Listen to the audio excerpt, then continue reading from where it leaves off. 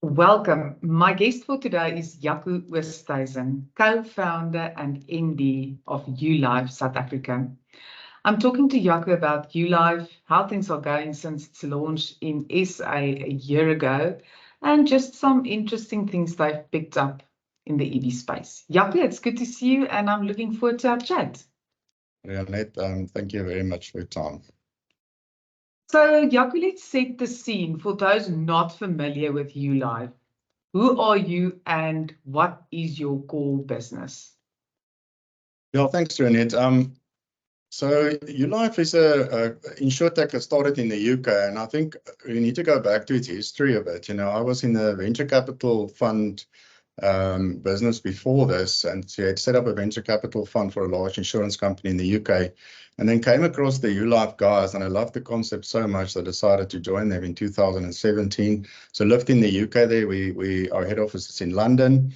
And essentially, insurance is something you don't wake up in the morning and say, I would love to buy insurance, and that is one of the things that we want to change, that people really want to engage with their insurance company. And we want to create life insurance that really inspires life.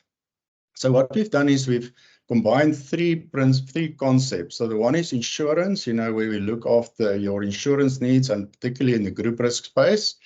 Then we have engagement, where we created an app, and I'll tell you a little bit more about the app later. And then we have the prevention side, where we integrate all three of these components to create a win-win, where the insurer win, the employer win, and the employee wins. And we've launched this. We raised £3 million in the UK in 2017. To start this concept, and we just had a blank slate of blank piece of paper at that point in time, and then we've now grown to over 1,200 employer groups in the UK, over 800,000 lives that are using our proposition in the UK. We've raised $206 million so far. And so far, mainly from venture capital funds, but also more recently from YuLife, which is the ninth largest insurance company in the world. And they've taken a large stake in us as well. So we're now poised for growth globally as well. And with COVID, I moved back to South Africa. And then, we decided to launch the YuLife in South Africa last year as well. But overall, we're the insurance company with the highest engagement of any app in any insurer in the world. So, which is really remarkable. I'm just sitting and looking at Yugi, your mascot, that's sitting behind you, which is a typical South African land wild animal, right? So how did Yugi become the mascot for a company that started off in the UK? Yeah, so we want to be insurance with heart. So we looked at the giraffe, and the giraffe is the land mammal with the biggest heart. So you chose Yugi, so you'll see our Yugi here is pink. So we actually get these Yugis made in Johannesburg and export them globally now. We've actually helping this lady and created sort of a business for her on the side to make all these Yugis and key rings and so on. So it's a really nice story, actually. So, but yeah, Yugi, you will see Yugi on all our marketing material, on our website, etc. And Yugi now has the South African scarf as well on some of our marketing material. So we're taking Yugi global. So yeah, that is the story of Yugi. So I think before we go on, maybe you can talk to me about your app, because that is the key thing for YuLife, and really a lot of the things that you say, the preempting part, the getting involved before people get sick. So I think that's where your app is like really key. So talk to me about your app. Yeah, the app is the real differentiator. What we wanted to do is we want to inspire people to live their best lives. So we look holistically at wellness, so the physical, mental, emotional, all the components of well-being. And we also looked around at that time in 2017, what are the emerging techs that's in the world? And we saw that games on mobile phones is shooting through the roof, and people are really when people are on their phones, they get addicted to that behavior of playing games. And for example, Candy Crush is I think I'm level 1,800 now on Candy Crush, so I do engage with that quite a lot. But so we said, okay, how can we use this addictive behavior to help people live a healthy lifestyle? And we got a game designer in that actually used that to work at the same company as Candy Crush and then designed the game. So it's really we took sort of wellness and we're making it easy for people to live a healthy lifestyle and created this game where you earn Ucoin, you go through different worlds. We call it our universe. So you enter our universe when you download the app. And you create your emoji, which is like your virtual persona in our world. And it could be someone like you or someone totally different. You know, you can decide who you want to be.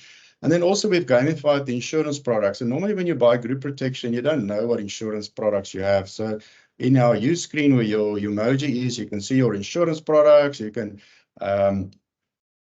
actually see your policy documentation. You can change and add your beneficiaries. There's leaderboards as well. There's little challenges that you can do every day that takes you through different worlds. So there's not like a blue, silver, bronze status thing, which is very complex and so on. And then you can redeem your Ucoin for things like Checkers and and various stores in South Africa, but we're also available in 70 countries now where you can use your Ucoin. And most significantly, we're now live in Japan, where we did a big pilot with YuLife, and then we're also busy with piloting in Australia. We're busy with talks in the US as well. And now our app is live in South Africa for people to use. And we've got about 30 clients already on in the South African context as well. And I think the big thing with the app as well is, when you download a game, you don't need a manual. It needs to become natural to play a game. A child should be able to play a game. And that is what I think makes the app so unique, is that people can download it.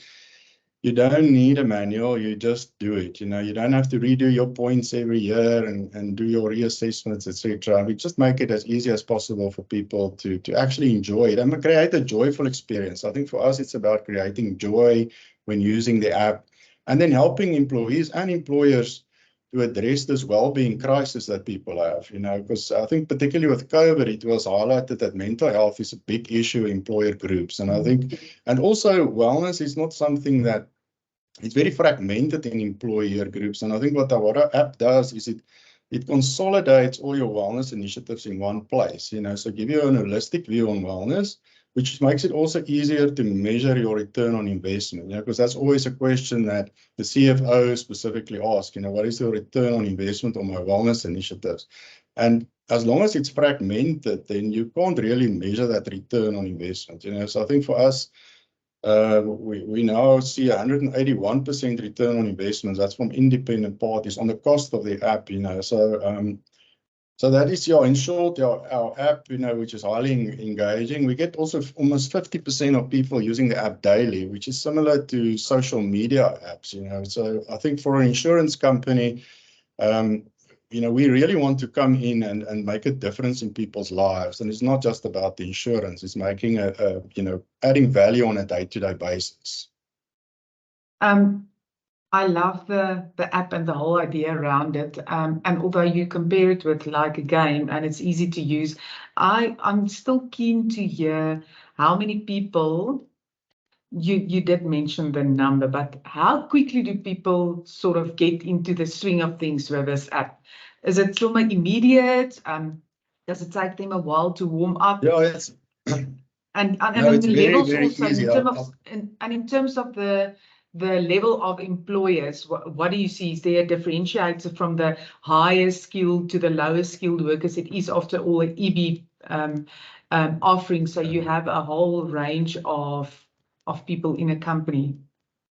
Those are very good questions. I think we had someone in a warehouse that downloaded the app, while we were doing an implementation, and before we finished, that person had enough Ucoin to be able to actually buy something in the app store, in our store. So it's like a really immediate gratification. It's not a delayed. People can immediately engage and actually get value on an immediate basis. And also our motto is wellness every day for everyone. So we don't just want the top tier people and people in the top tier and the very active people. It's about small steps. I don't know if you read the book Atomic Habits, it's about making those small changes that will have a big significant impact on your life.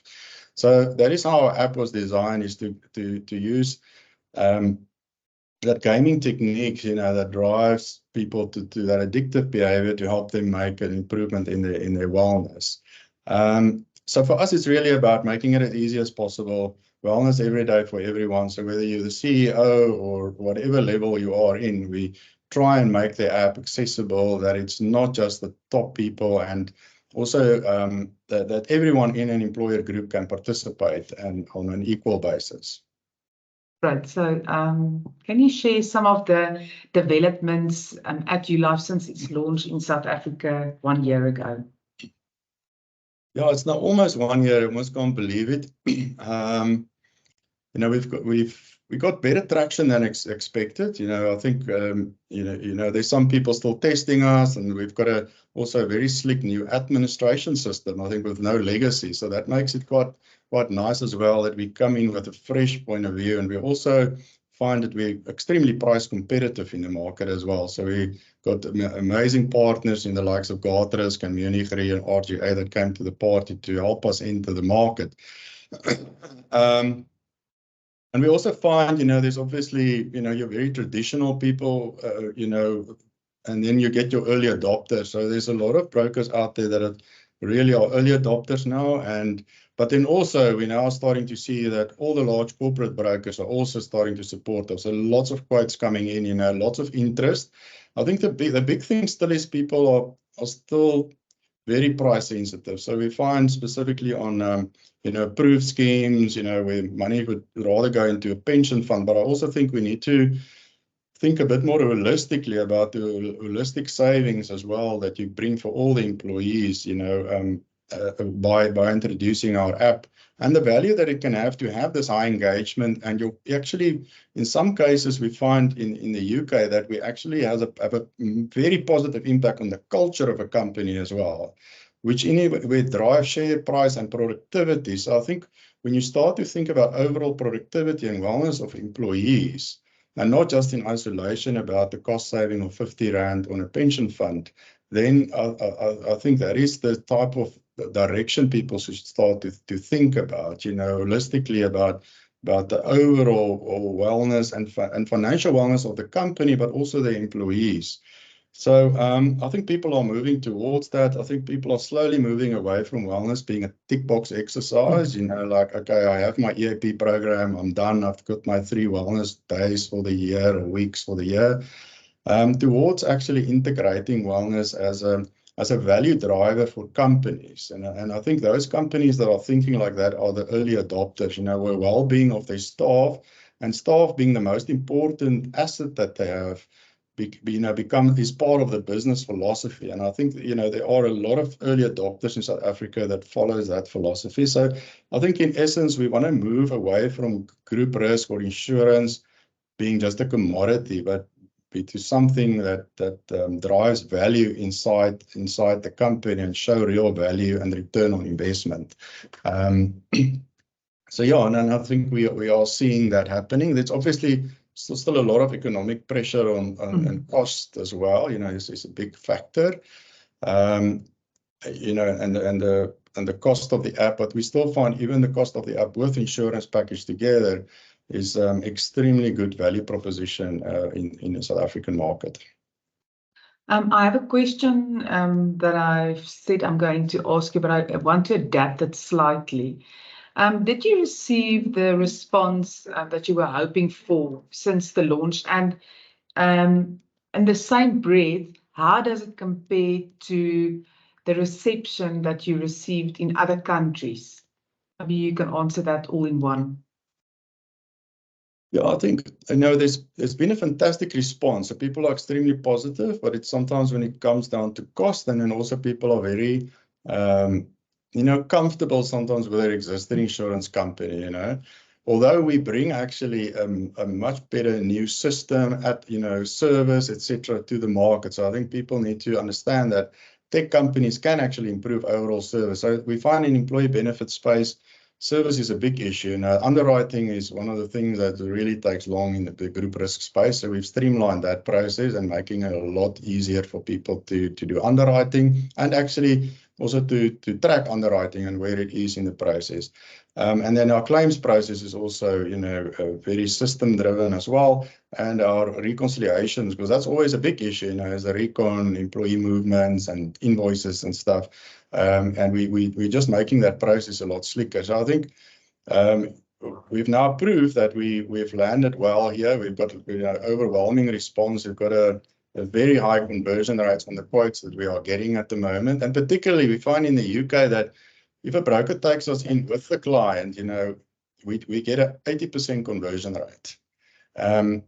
So we also want to encourage, brokers, if they want to take a differentiated offering to the market, that we're happy to sit with them and prepare a proposition with them. That is not just about the price, but actually about the total value that we're adding to the company. So we find we're very, extremely competitive in the space, landing very well, and people first thought, will it still be around in a year's time? Now we are around in a year's time, and we're here to stay, and we're making a big impact in the South African market. The specific type of companies that understands your offering and get it a little bit better than others? Yeah, we find, and this is based on our UK data. Obviously, tech companies lands very well, accounting firms and professional services, marketing and agencies lands very well, consulting companies, financial services is a very big one, and then actually legal as well. So attorneys have actually quite a big issue with mental health, and we found that during COVID times. And our app and our, how we drive mental wellness is a big benefit, in the legal side, for example. So I think it's across the board, but those are the earlier adopters, those sort of industries. But if you find in the UK, we also have large retailers on board. So Co-op, for example, is one of it's similar to a Checkers or a Pick n Pay type company, 66,000 employees. And our app was the highest engagement of any app they've ever rolled out to the employees.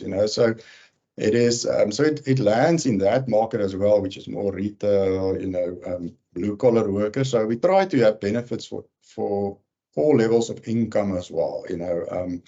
So it's, I wouldn't say a specific area, but there are certain ones where it lands a little better. We also find, interestingly, that our download rate at the moment in South African engagement is even higher than the UK or Japan. So it is quite promising to see that the app is, and I think there's also a misunderstanding that our app is mainly for younger people.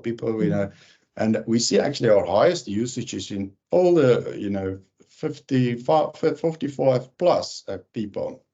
Because interestingly enough, like Candy Crush, highest usage is retired females.